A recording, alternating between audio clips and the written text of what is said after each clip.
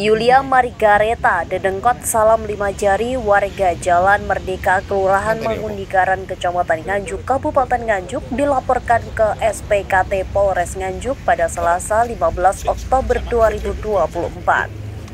Pelaporannya Anik Setiawati, 47 tahun, warga Desa Kuagean, Kecamatan Loceret, Kabupaten Nganjuk, yang mengalami kerugian hingga puluhan juta rupiah dan rumahnya terancam disita bank setelah diduga ditipu oleh Yulia Margareta yang tak lain teman dekatnya sendiri.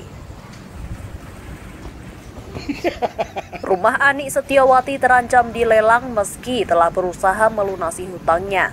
Yang lebih mengejutkan, uang yang dititipkan kepada seorang perantara untuk pembayaran utang justru raib tanpa jejak. Erni Yunita, kuasa hukum Anik Setiawati, mengatakan kasus ini bermula pada tahun 2014 ketika kliennya meminjam uang sebesar 60 juta rupiah di salah satu BPR di Nganjuk. Meski telah membayar angsuran selama 11 kali, kemudian kliennya mengalami kesulitan ekonomi sehingga melanjutkan pembayaran. Akibatnya rumahnya berkali-kali terancam dilelang. Kemudian pada tahun 2022, dalam upaya menyelamatkan rumahnya, kliennya ditawari bantuan oleh Yulia Margareta atau YM untuk bernegosiasi dengan pihak BPR. Yulia berjanji kepada kliennya untuk meringankan cicilan hingga proses pelelangan rumah juga bisa dibereskan, dengan syarat membayar 4 juta diangsur secara berkala.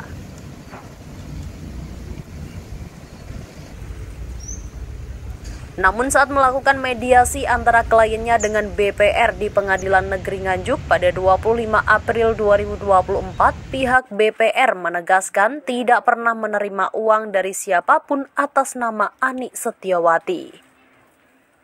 Merasa dirugikan, Anik Setiawati didampingi kuasa hukum kemudian melaporkan kasus ini ke pihak kepolisian Polres Nganjuk dengan laporan dugaan tindak pidana penipuan atau penggelapan yang dilakukan YM. Penggelapan dan penipuan sebagaimana dimaksud dalam pasal 372 KUHP dan atau 378 KUHP. Dalam gugatannya, Anik Setiawati juga meminta ganti rugi material dan imaterial yang ditafsir hingga ratusan juta rupiah. Sementara itu, Kasat Reskrim Polres Nganjuk AKP Julkifli Sinaga mengatakan, setelah adanya laporan ini akan segera mempelajari dan menindaklanjuti dengan memanggil saksi hingga terlapor. Dan apakah ini akan diproses sesuai dengan aturan yang ada gitu, Nan? Tentunya nanti kita setelah laporan kita terima nanti kami klarifikasi dulu ya para pihak terlapor dan bukan pelapor, kemudian para saksi. Nanti setelah kita pendalaman alat bukti dari pelapor dan para saksi, nanti kita panggil untuk lapornya seperti itu. Kalau kira-kira nanti pasal yang akan disangkakan sesuai dengan laporan tadi, Nan? Ya, kalau sesuai dengan laporan tipu gelap 378 372. Tapi nanti kan kita ini kan masih aduan ya. Nanti kita pelajari dulu. Seperti apanya. Kalau memang sudah jelas ada unsur pidana di situ, nanti kita sampaikan lagi seperti itu. Ya. Nanti kita klarifikasi dulu.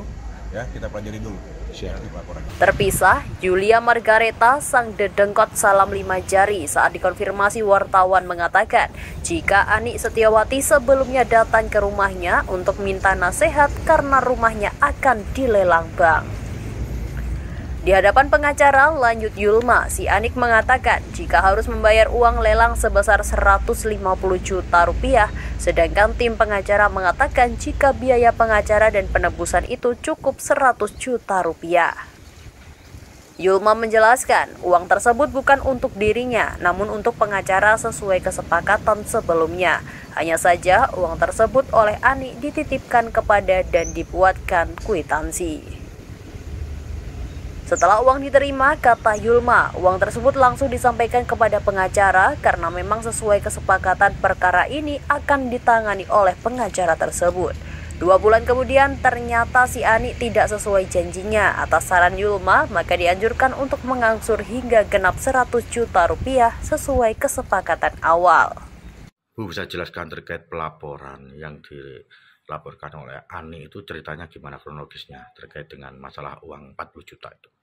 Yang pertama harus saya tegaskan bahwa pelaporan yang dikatakan itu adalah masuk di dalam ranah penipuan dan penggelapan itu sama sekali tidak benar. Karena dapat saya jelaskan dan saya juga punya bukti-buktinya nanti yang akan saya sampaikan, yaitu pada awalnya rumah itu bukan masuk dalam tahap penyicilan, tetapi rumah itu sudah dilelang, jadi dipelang lelang. Jadi dia menyampaikan bahwa rumahnya ini dilelang bagaimana. Jadi dia meminta nasihat saya karena dia sering ke sini. Jadi dia minta nasihat saya mengatakan bahwa yang bisa melakukan hal itu harus pengacara. Jadi akhirnya dia minta tolong supaya pengacara itu bisa menangguhkan terkait pelelangan itu. Lalu saya carikan pengacara.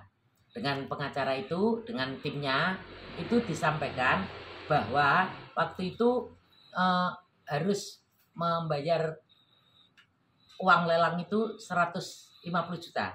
Jadi dengan banknya seperti itu. Dia mengatakan seperti itu. Terus dengan timnya itu, saya saksinya bahwa itu biaya untuk pengacara sekalian melakukan penebusan itu 100 juta. Jadi sudah disepakati.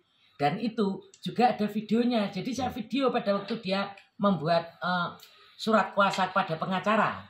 Nah, setelah dia membuat surat pengacara, karena belum ada uang, dia membayar dulu 25 juta awalnya. Nah, 25 juta itu adalah dia menjanjikan bahwa yang 75 juta 2 bulan lagi akan dibayarkan. Jadi pada waktu dia membayar uang 25 juta itu, karena uang itu bukan untuk saya seperti yang disepakati di pengacara, cuman dia membayarnya lewat saya, maka saya tulis itu sebagai titipan. Karena saya yang menerima, ya saya yang tanda tangan sebagai penerima uang. Tetapi uang itu juga saya bayarkan kepada tim pengacara. Ada nanti videonya juga bahwa dia memang menuliskan surat kuasa kepada pengacara itu. Dan sesuatunya yang ngurusin nanti pengacara. Terus ternyata 2 bulannya juga seperti itu, tidak sesuai seperti apa yang dia janjikan. Terus cicilan, uangnya cicilan, artinya seperti yang disepakati oleh tim pengacara, yaitu 100 juta. Dia bisa membayar 5 juta, terus akhirnya 10 sampai jumlah total 40 juta.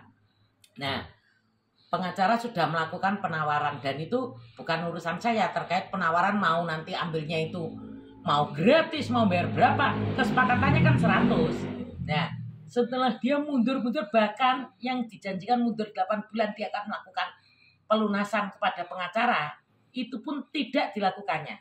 Sehingga hampir 2 tahun. Nah, pada waktu 2 tahun, barulah si A ini itu bengok-bengok lagi ke sini. Karena apa? Rumahnya diajukan lelang kembali di Madiun itu, namanya apa saya sampai lupa karena bukan saya yang ngurusi terus terang. Jadi waktu itu dimasukkanlah itu untuk menanggulangi kasus ini supaya bisa tidak dilelang begitu saja, maka pengacara harus memasukkan di sidang. Nah, termasuk uang di situ juga, dari uang 40 itu juga.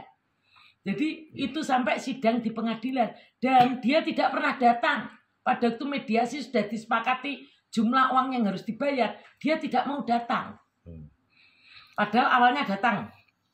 Jadi seperti itu yang terjadi. Tidak ada urusannya dengan penggelapan, tidak ada. Malah Selang 2 tahun kemudian, Ani koar-koar lagi karena rumahnya akan dilelang lagi. Untuk menghindari pelelangan, akhirnya tim pengacara mengajukan sidang. Dari Nganjuk, Jawa Timur, Asep Bahar, SRTV melaporkan.